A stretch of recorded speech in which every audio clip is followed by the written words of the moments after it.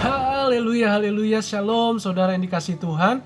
Senang berjumpa kembali dengan saudara dimanapun saudara berada. Saya percaya kasih Kristus tidak pernah hilang, tidak pernah berubah. Dulu, sekarang, sampai selamanya. Dia tetap Allah yang kita sembah dan yang Allah sanggup melakukan perkara yang besar. Puji Tuhan, saya Henry Indrawan selalu membagikan sharing firman Tuhan karena firman Tuhan kita hidup. Firman Tuhan kita penuh kuasa dan firman Tuhan kita ya dan amin di setiap janjinya. Jadi percayalah, indah pada waktunya orang yang tetap mengandalkan Tuhan. Haleluya, tema saya hari ini berbicara tentang hidup bagi Kristus dan mati adalah keuntungan. Ada banyak orang ketakutan mati ya, karena COVID, karena virus atau karena apapun. Sehingga ketakutan itu menguasai kita. Kita takut mati. Bukankah semua yang bernapas manusia semua pasti akan mati, akan kembali kepada Sang Pencipta. Tapi ada dua jalan, yaitu neraka dan sorga. Dan saat ini kalau kita beriman kepada Kristus, percaya kepada Kristus, disebut mati adalah keuntungan. Puji Tuhan saudara, itu yang indah ketika kita beriman kepada satu nama, namanya Tuhan Yesus Kristus. Sebelum itu, mari kita terlebih dahulu berdoa. Haleluya. Roh Kudus, kami mohon Kau hadir bagi setiap kami dimanapun kami berada. Ajar kami dengan pewahyuan, dengan pikiran Tuhan sendiri, bukan kehendak manusia. Ajar kami di dalam nama Yesus. Ada kuasa Tuhan, ada mujizat Tuhan nyata. Apapun yang terjadi dalam hidup kami percaya Tuhan selalu ada bagi kami. Sebab hidup adalah bagi Kristus, mati adalah keuntungan. Puji Tuhan, dalam nama Yesus, namamu saja yang dimuliakan. Haleluya, amin. Mari saudara kita lihat firman Tuhan di dalam kitab Filipi pasal 1 ayat 21. Saudara boleh di rumah baca satu perikop ini di dalam Filipi pasal 1 ayat 21. Karena bagiku hidup adalah Kristus dan mati adalah keuntungan. Ya, jadi mengapa mati disebut keuntungan?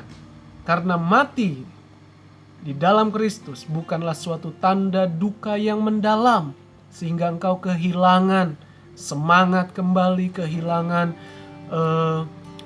bangkit kembali, kehilangan untuk mempunyai pengharapan lagi.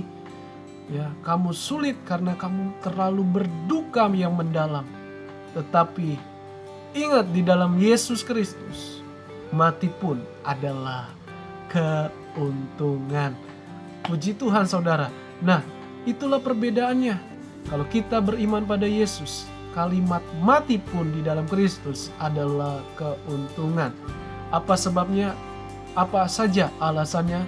Alasannya mengapa mati di dalam Yesus disebut keuntungan. Yang pertama, kita belajar dari Rasul Paulus, hidupnya atau hidupmu adalah saksi yang nyata, yang hidup. Karena Kristus telah mengasihi kita, Kristus yang memanggil kita, Kristus yang memilih kita, bukan usaha manusia. Tapi dia datang dengan cara apapun, bisa dengan orang lain, orang yang sudah mengenal Yesus, atau lewat alam ini, atau lewat mimpi kita, atau lewat siapapun. Karena dia tidak dibatasi dengan ruang dan waktu manusia. Sehingga dia datang kepada kita. Sehingga kita menjadi hidup yang bersaksi. Membawa Injil, membawa kabar baik. Bahwa Allah yang kita sembah, Yesus Kristus yang hidup. Jadi dia bukan ikut-ikutan.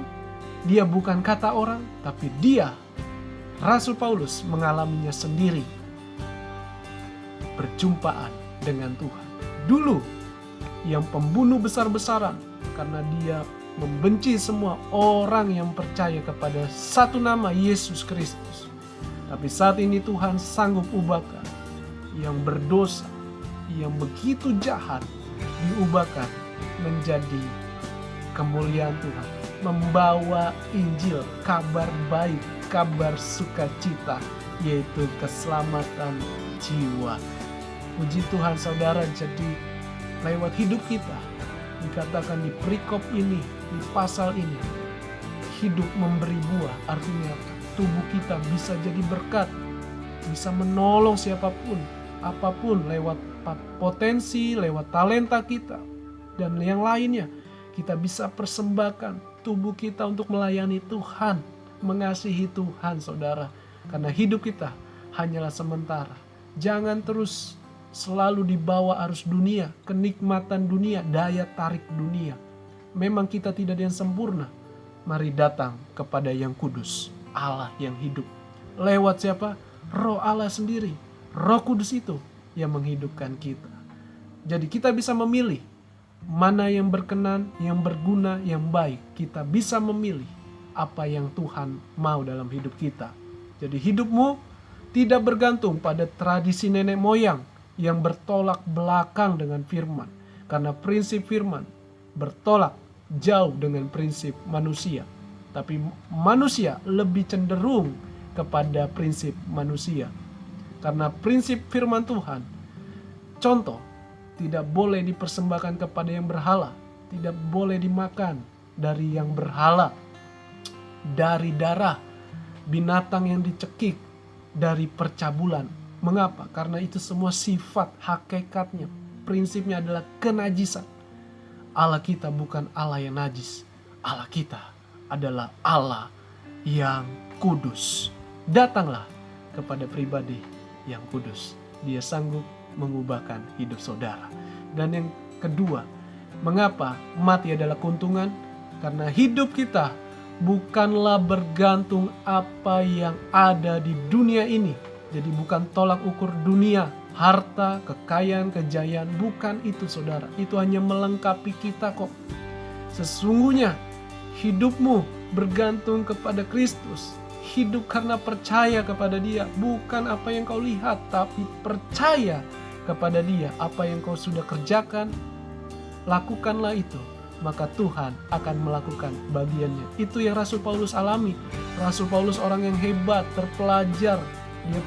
Dia belajar di Universitas Gamaliel, orang yang bukan sembarangan, orang yang kaya, orang yang berpengaruh, orang yang melakukan hukum Taurat, tapi melakukannya salah karena prinsip manusia.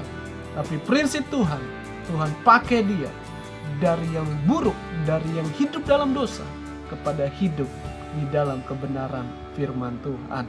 Jadi Rasul Paulus bisa diubahkan, saudara pun bisa diubahkan kalau saudara mau percaya dan berserah penuh kepada Tuhan. Dan yang ketiga, mengapa mati adalah keuntungan? Karena hidup kita dijamin di dalam segala kelimpahan. Mati aja disebut keuntungan, apalagi hidup pasti dijamin. Yohanes 10 ayat 10 dikatakan, pencuri, iblis datang untuk mencuri, membunuh, dan membinasakan. Tetapi Yesus datang membawa kelimpahan, membawa segala kelimpahan. Bukan kelimpahan harta saja, tetapi kelimpahan di sini ketika engkau dalam hal terpuruk, Tuhan hadir. Tuhan bisa melakukan mujizat. Sekalipun tidak ada pertolongan, Tuhan sanggup menyertai saudara. Bukankah itu yang kelimpahan? Hatimu yang tadinya penuh dengan kegelisahan, Tuhan sanggup berikan damai sejahtera. Itu yang disebut dengan kelimpahan. Dunia tidak bisa berikan, tapi Tuhan bisa berikan. Itu saja yang saya bagikan. Ingat ketiga hal ini. Tetap percaya bahwa hidup kita adalah bagi Kristus, mati adalah keuntungan. Tuhan Yesus memberkati. Jangan lupa bagikan channel ini dan juga like and subscribe, dan boleh komentar untuk membangun iman kita di dalam Kristus. Shalom, sampai jumpa kembali di video atau channel yang lainnya. Tuhan Yesus memberkati. Amin.